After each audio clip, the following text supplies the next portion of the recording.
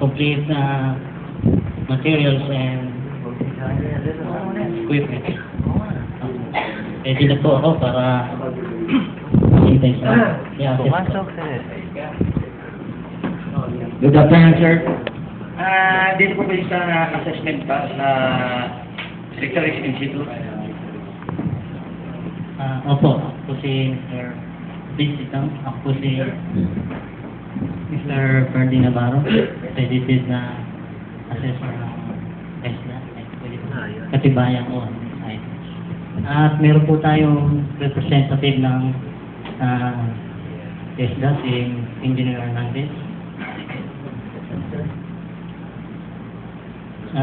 Gusto pong makita muna yung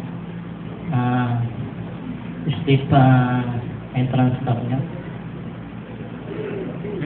Wala na. Okay, kayo po yung naka-schedule na i-assess ko ngayong araw. Okay. Pirma po muna kayo dito sa ating attendance.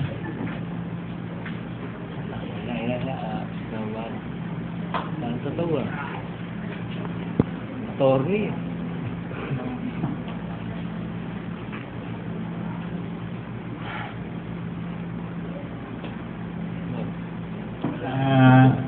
Dito po sa ang purpose po nitong assessment natin ay para malaman po natin kung ano yung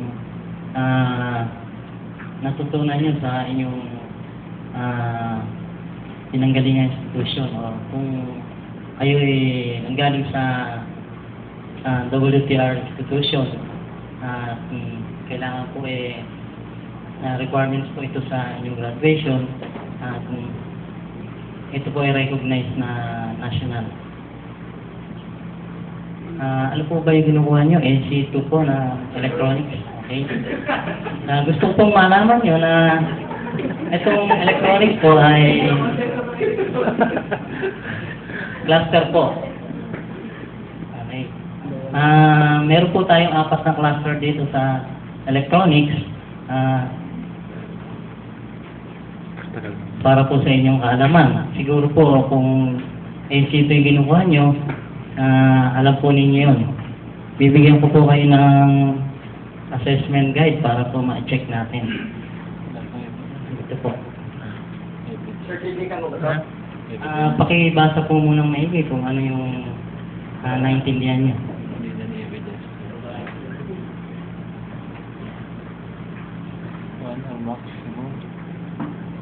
Pala ginam ko kanina para mas malapit kung maisusunod yun. Hindi na pwede.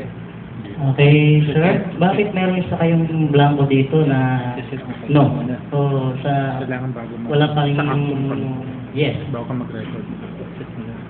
Yes, sir. Hindi ako sigurado kung kakayanan ko ngayon eh. Cellphone ba yan? Cellphone ba yan? Okay, sir. Bakit to hindi nyo makakayanan? Ano po ba yung nangihirapan kayo tungkol saan po dito sa electronics? Ano pong cluster to? O ano po yung hindi maliwanag para sa inyo?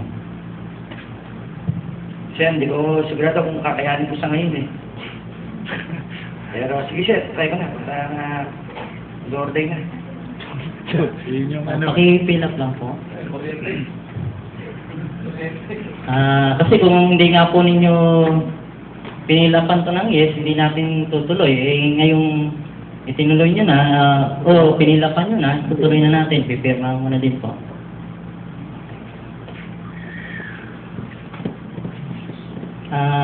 Pakikita ko po sa inyo yung evidence plan para po malaman ninyo kung ano po yung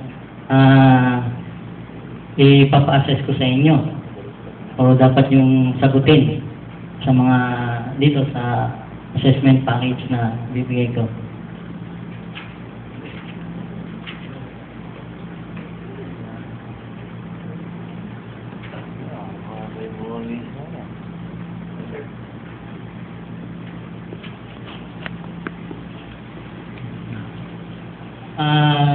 Andito po yung mga critical aspects.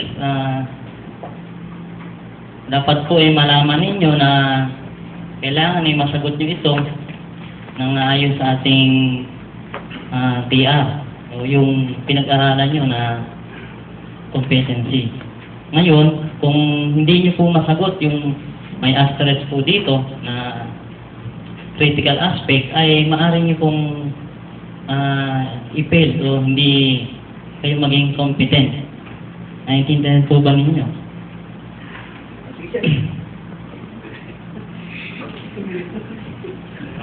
Okay. Ang under po ng cluster ay ng electronic NC2 o servicing ay audio-video maintain and repair product and system. At pangalawa po yung assemble and disassemble electronic products and system. At yung pang-apat po, maintain and repair ang pang-atlo ay electronically controlled domestic appliances. At ang pang-apat po ay maintain and repair cellphone. Okay. Ito pong mga cluster na to ay meron pong tigit-tigisang COC o bawat isa ay meron siyang certificate. Pero po ang kinukuha ninyo ay electronic servicing NC2. Bali po ito yung nakapaloob doon, itong apat na cluster na to. Ngayon po, kung ano po yung ipapasa nyo dahil naunawaan po naman ninyo at pinaliwanag ko naman yung mga critical aspect, siguro naman po itutuloy na natin to.